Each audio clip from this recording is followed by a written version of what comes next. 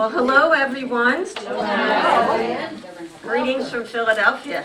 It was raining in Philadelphia. I was so surprised to see how nice it was down here. I thought, oh, I bet nobody shows up. They'll all be sitting on the benches. But we have the wind. you have the wind. We That's had the wind. true. We had the rain yesterday. The wind and the rain. Well, we're still having the wind and the rain. Go ahead. So, I am Sister Ann McCoy, a sister of St. Joseph, and I'm happy to be back. I was here before doing Live, Love, and Laugh. Remember we played? Yes. All right, that's probably, do you remember anything besides the song? Live, love, laugh, and be, I don't test you on that, don't I? So it's nice to be back, and today we have a more serious subject, and that is forgiveness. And during this Lenten season, it seems appropriate to kind of look into our own hearts to see, is there something that I'm holding against someone regarding my need to forgive, all right? And in a minute we're going to have a little prayer, but I always like to begin with a joke. So there was this well-worn dollar bill, and there was a similarly distressed $20 bill because they were all each getting sent to the Reserve Bank. They were retiring those bills, the dollar and the 20. And as they moved along the conveyor belt to be burned, it kind of they struck up a conversation. And the $20 bill was reminiscing about its travels all over the world. And he said, you know, I've had a pretty good life as a $20 bill. While I've been in Las Vegas and Atlantic City, and I went to Italy, and I went to Ireland, you know, I've gotten all around as a $20 bill. I've had a great life, and I also went on a couple cruises. And the dollar bill said, oh, what's a cruise? Well, he said, it's one of these big boats that you live on for a week or two, and they have wonderful meals and lots of entertainment. And he said, oh, okay. So then the dollar bill said, tell me, the dollar bill said, where have you been in your lifetime? And the $1 bill said, well, I've been in the Catholic Church, the Methodist Church. And the $20 bill said, what's a church?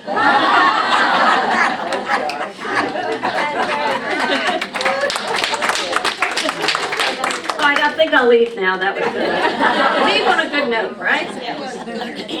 So we're going to begin with the prayer service there.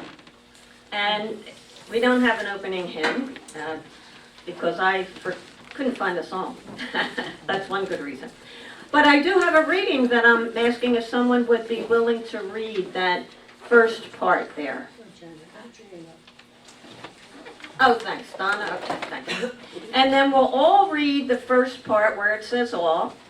And then the people on this side of the room, you can decide, like these 4 tables, if we could pray those first 4 lines on the left, and the people on the right will pray the next, and we'll just go back and forth. And let's try to pray this, thank you, slowly and reflectively, and let these words enter into our hearts, okay? So we just take a moment to be mindful of our God who is always with us. Jesus, you have reminded us through the scripture that we're not just supposed to forgive 7 times, and not just 7 times 70 times, but every time that we have been hurt by someone. You offer us forgiveness, and you desire forgiveness because you know that we only share deeply in your gift of peace when we can forgive one another. So we thank you for teaching us how to forgive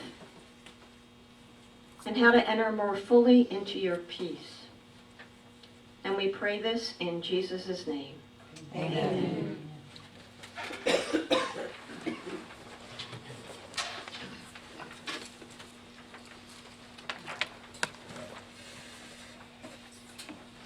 Jesus, not only spoke of the necessity of forgiveness, he also lived it. He offered forgiveness to those who had caused him severe harm. He never hardened his heart or turned his back or made them apologize first. He didn't hold grudges. Jesus is truly a model of forgiveness for us. When we are hurt by others, our first response will probably be a very normal human one, of anger, deep hurt, or the desire for revenge. We need to give our own wounded spirits time to heal. But eventually, we must face the question, will I forgive those who have hurt me? Will I love as Jesus loved?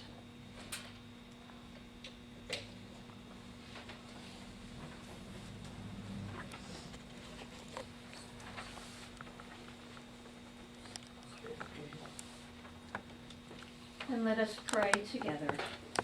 Forgiveness is a choice, not a feeling. Oh God, use heart for me to forgive most times. Quiet my anger, soften my heart, that I may choose to forgive. I am hurt and in need of healing. You tell us to forgive, not 7 times, but 7 times 70 times. But I am hurt and feel incapable of forgiving, so change my heart. I know you understand my feelings, for you too knew hurt. Betrayed by Judas, denied by Peter, and hurt by those who didn't accept you, yet you never seeked revenge. Give me a heart like yours, willing to forgive those who hurt you, although it wasn't easy. Lead me in the way of forgiveness, change my heart. We come before God as loved sinners.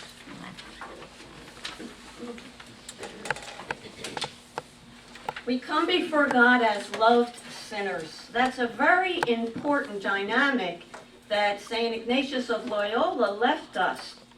We never just want to focus on our sin, but on the reality that we are loved sinners. That's how we want to approach our God, because that's how our God sees us, always, as loved sinners. The mission of the Sisters of St. Joseph and Associates is what Jesus prayed for, that all may be one. We live and work that all may be united with God and with one another. And the root of that unity has a lot to do with this topic of forgiveness. Because isn't it that when we're unforgiving, when we're not willing to forgive someone, that's when we start having that oneness and the unity break down. And Jesus prayed. It's not just a sentence Jesus said to us. That was his prayer for us. May they be one. As you, Father, are in me, and I am in you. Do you know what the number one trait is for people that we know are happy? Anyone want to guess? Forgiveness. Forgiveness. People who are forgiving have the greatest possibility and capability of being happy. The study has shown that. So, if we want to live, love, and laugh and be happy, as Mitch Miller sings, then we really need to be sure that we have really forgiven people that have hurt us. And we know that our capacity to forgive is a gift that could only be given to us by God. How do we know there's a God? One way is we can forgive. Because in our human nature, it doesn't come easily most times. Now, I've heard people say, oh, you can always forgive, nothing to it. And I think, oh, I wish I felt that way. Sometimes there is something to it. We don't just want to push it down. because it is there sometimes that we've been hurt and we need to address it and deal with it. And I think when Jesus said, love one another, the most important dimension of that loving is forgiving. Forgiving. And we know that this forgiveness is unconditional. It doesn't matter what we have ever done to hurt someone. God forgives us unconditionally. Think about that. Where are you on the spectrum of forgiveness? Is it pretty hard? Do you bury it? Do you find that you get past the anger and you can move into forgiveness? Think about it just a moment. Where are you in that? Everybody here has been hurt at some time in your life. And all of us have been deeply hurt at some time in our life. And so when we look at the story of the prodigal son, now we are all so familiar with that story that you could now be thinking, what am I going to have for dinner? It's so familiar that you don't have to listen to this part, right? But I want you to listen with openness to this, because forgiving really gives up our desire to get even. And there's a little struggle in the prodigal son where we see that. We know that the prodigal son is that story about the father had two sons. The youngest one went to his father, give me my share of the inheritance. A tremendous insult, especially during that time. Give me my share of inheritance. So there's the first wound.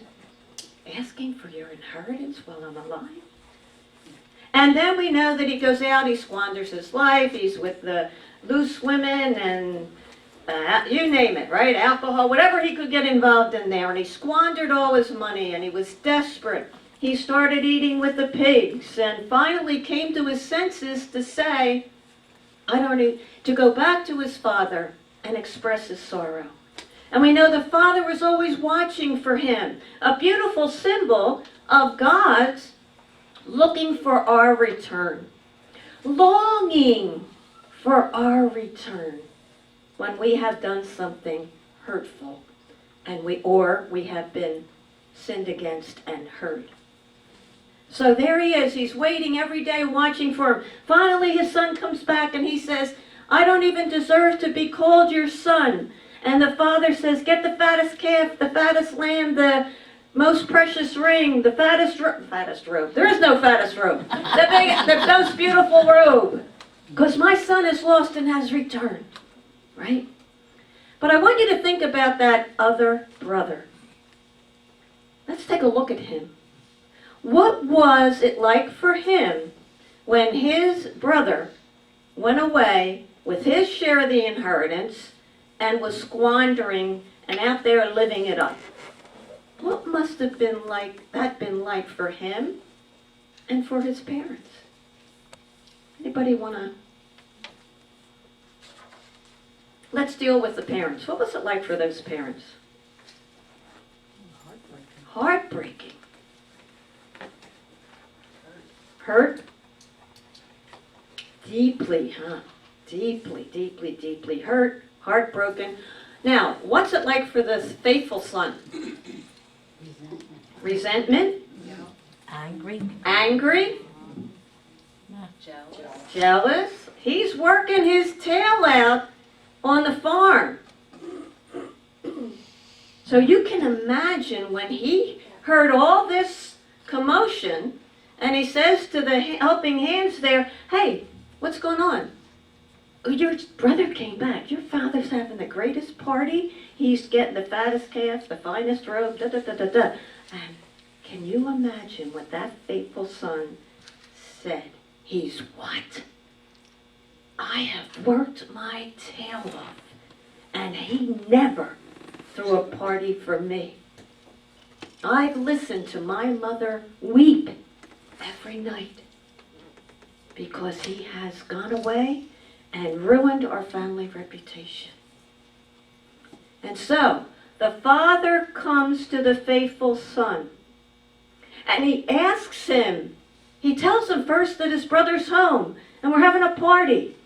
And then he asks him, come to the party.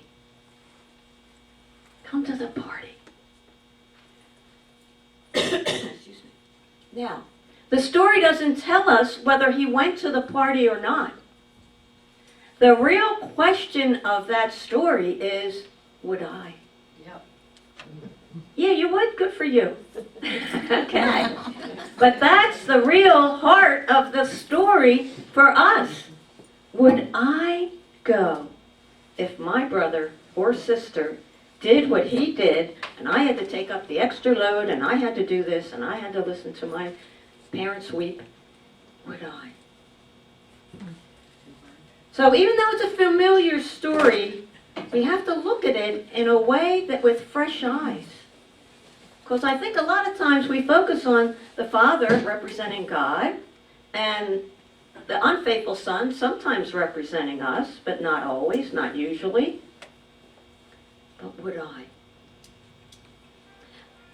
I remember seeing a movie, and it was called movie Hearts in Atlanta. And it's about a single mother who neglected her son. And he befriends this gentleman. And they have a wonderful relationship, but the mother is only concerned about getting out and finding another man. And he is growing up year after year after year. And finally, his mother comes to her senses, and she realizes how neglectful she has been of that son. And she went to him and she said, can you see your way to forgiving me? And he answered, I'm working on it, Mom. I'm working on it. Forgiveness takes time. Forgiveness takes time. And forgiveness, we need to remember, is a choice, not a feeling. That's what we just said together. Forgiveness is a choice, not a feeling. So if someone's going to wait till they feel like forgiving, it could be a lifetime. Because I may never want to forgive my son. I didn't tell you I had a son, did I? Oh, no, I can't. I may never want to forgive my sister. I may never be able to forgive an abuser.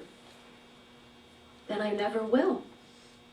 But if I can really move into a place that says, through God's grace, I can forgive. I can forgive. But there are times we have to let the layers of our anger and resentment and bitterness calm down. Do you know that when a person is angry, bitter, resentment, it actually affects our health? Right? Not only our blood pressure and everything, the headaches and the sleepless nights, but the other thing that happens is it affects our immune system.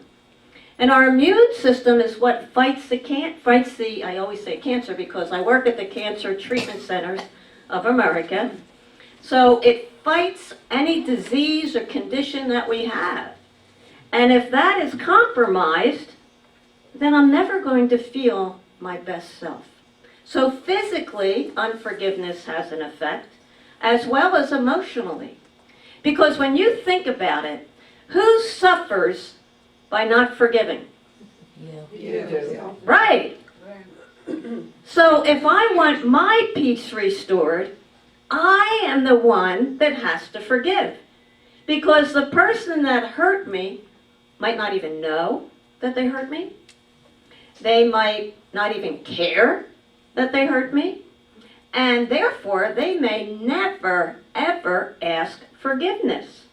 If you would say, if only he or she would ask me and apologize, I would forgive. But he or she hasn't said one word, nor have they called.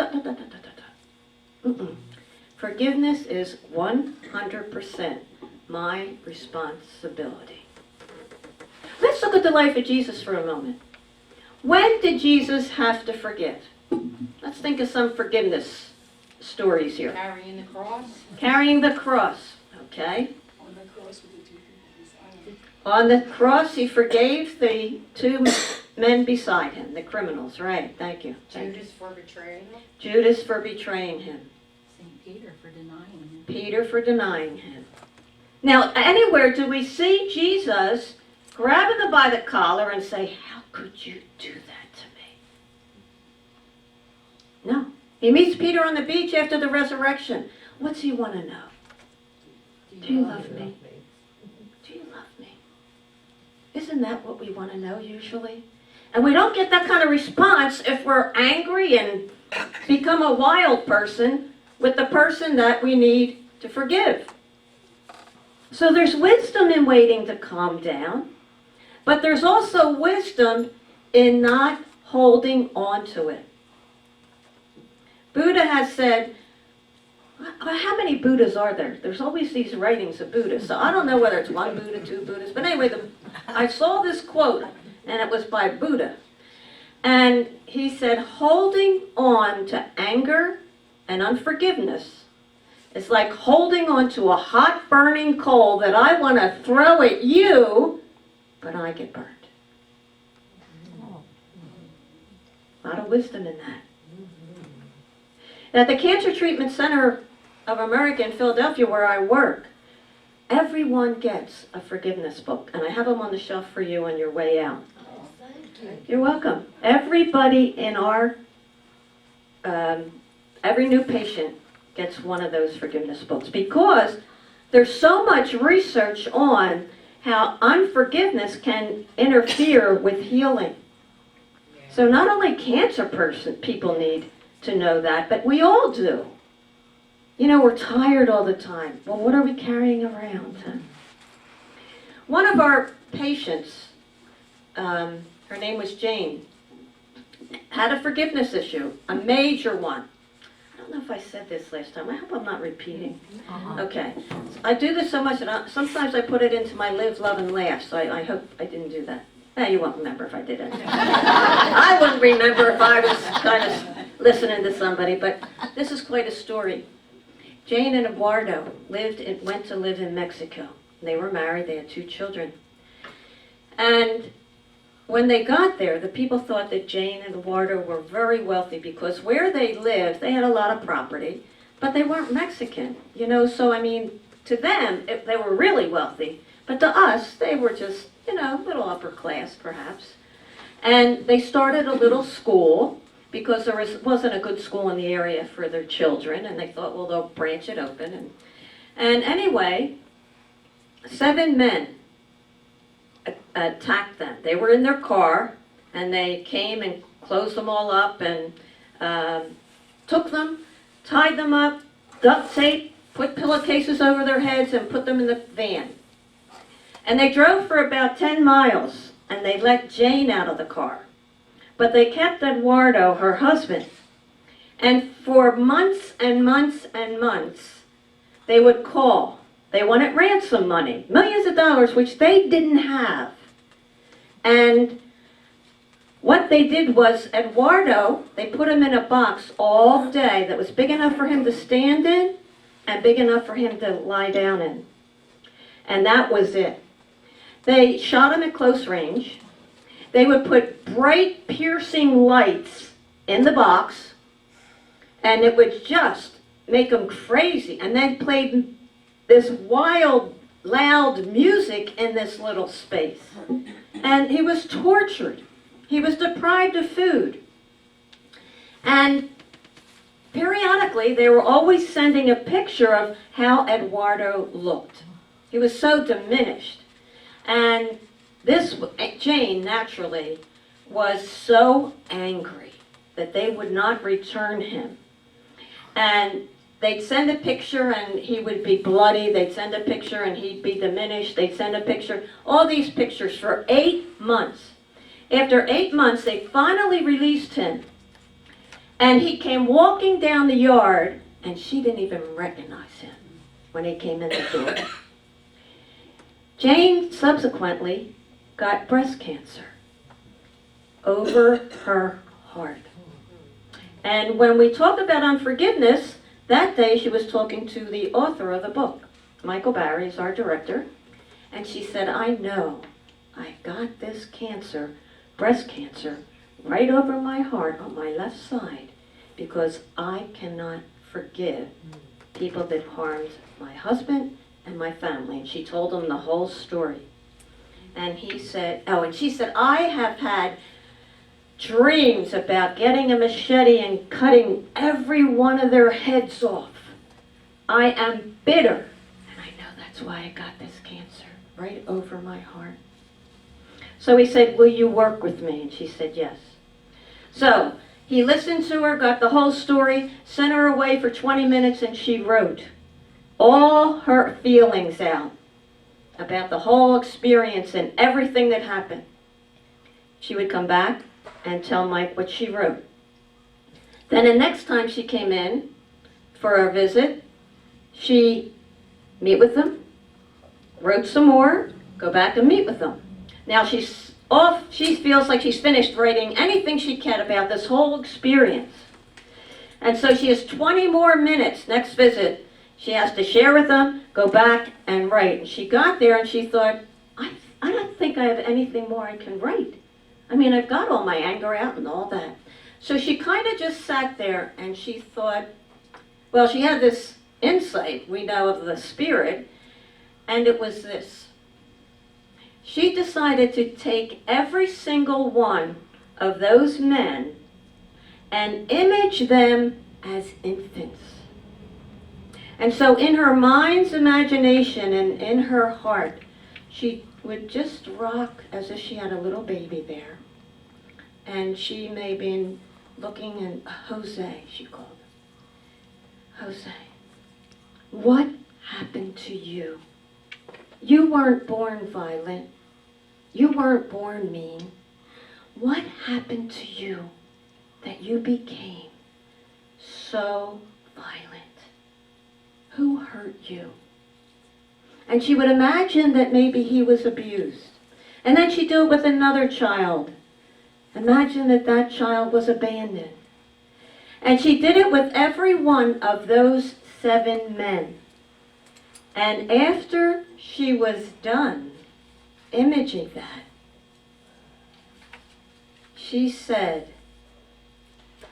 I felt a deep sense of relief, as if something was taken off my shoulders that I've been carrying for miles and miles.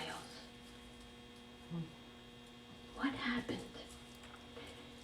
All of us have been wounded some way or another, right? No doubt.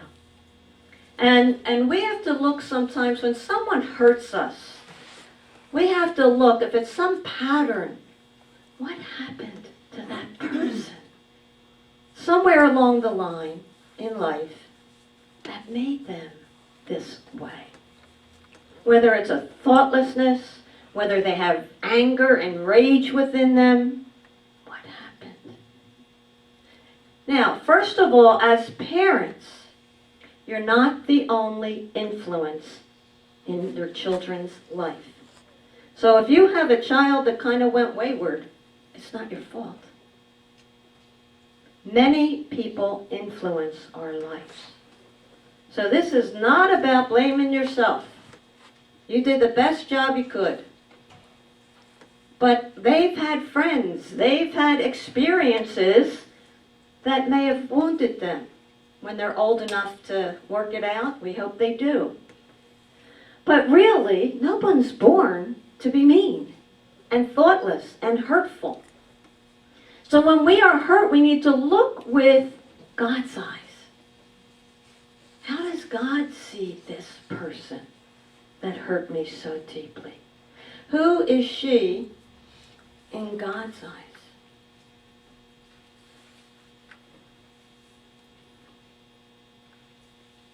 Many times those who hurt us have been sinned against, is what we would say. And we have to realize that sometimes people aren't hurting us intentionally, but they just don't know how to handle life at times. So we need to remember that forgiveness is a choice, not a feeling. So, Sister Ann and I have a fight, and we live in the same house, right? And I might be really mad, because she hurt me. I'll put it the other way around, because I don't think you would hurt. I probably would hurt you or something. But anyway, let's say I hurt Ann. And she's really angry at me. And we have to live in the same house.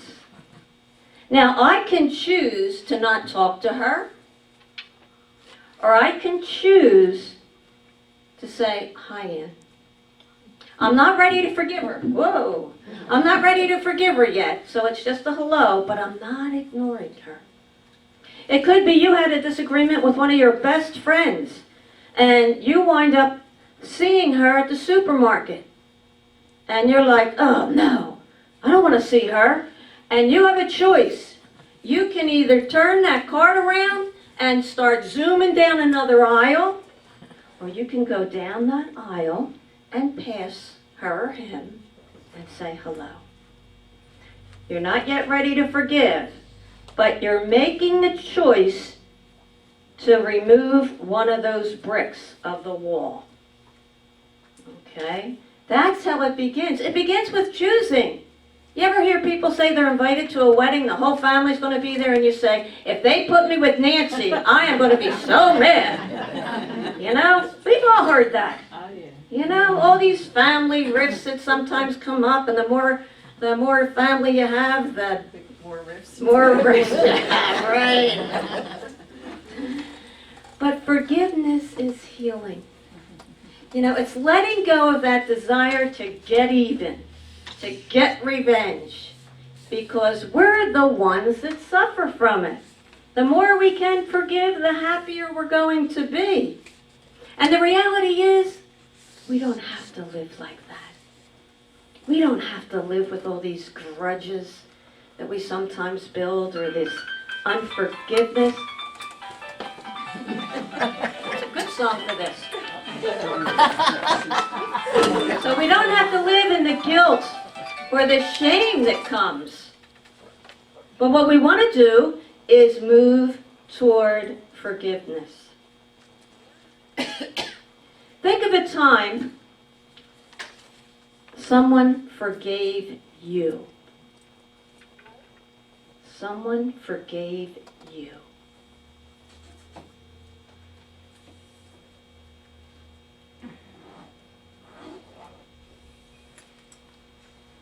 What difference did it make in your heart? Think about it. What was it like to be forgiven?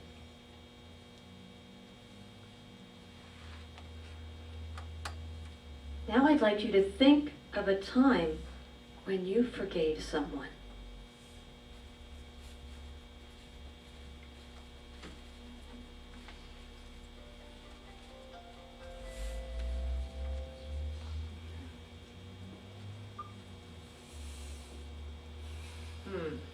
It's a wonderful experience. A wonderful experience. And when I say forgiveness is 100% your responsibility, it's all your work. It's not 50-50. It's not if she apologizes. It's 100% my responsibility. So I have to make choices that move me toward forgiveness.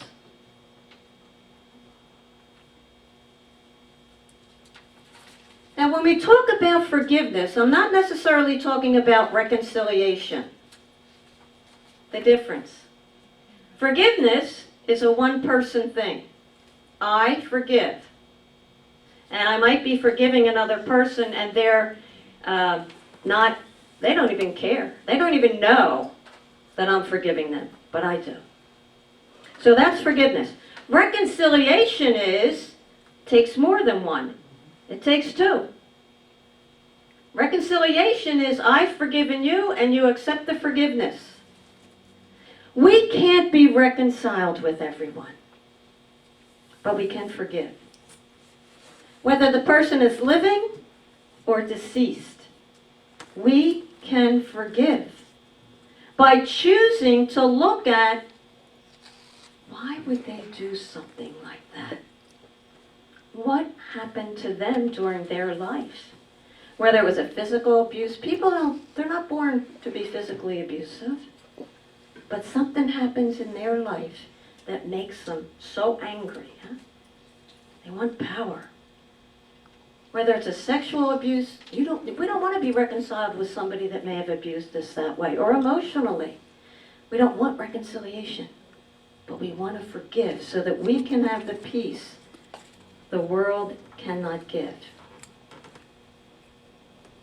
So sometimes what helps us is to write it out, like Jane did. Write all your feelings out. Find out what you think may have happened to a person. Go to spiritual direction. You have Marie right here in the parish as a spiritual director. Get it out. Get it moving. Ask God to give you the gift. Now sometimes we don't even desire to forgive somebody we've been so hurt. And usually it's people close to us that we love, that it feels so hard to forgive. People that love us and we love, we sometimes find it difficult. But we can always work through it. And I'm going to conclude with this. The Amish community. Remember that. Remember that horror. And all those children that were shot and killed. And we know that that very night, the Amish community went over to the home of the man that murdered their children. Now, he also killed himself, but they went over to tell the family they forgave them. Wow. It was on national news. Their forgiveness was on national news. In the Philadelphia Inquirer, there was an editorial that said the blood was hardly dry on the bare board floor of the West Nickel Mine School when the Amish parents sent words of forgiveness to the family of the killer who executed their children. They also didn't want them to move out of the neighborhood because they wanted to take care of them. We had the speaker at the Cancer Treatment Centers of America who was the mother of the man that shot them. Powerful. Powerful. To forgive her son for what he had done. Wow. And for me to say, oh, I'll never forgive him. I'll never forgive her. Sorry about that. That's all right. You're forgiven. You're forgiven. I don't know how to turn it off. Oh, we'll teach you that after that. You feel better. Doesn't matter to me. I'm just glad it's not my phone when that happens. Sometimes it does happen.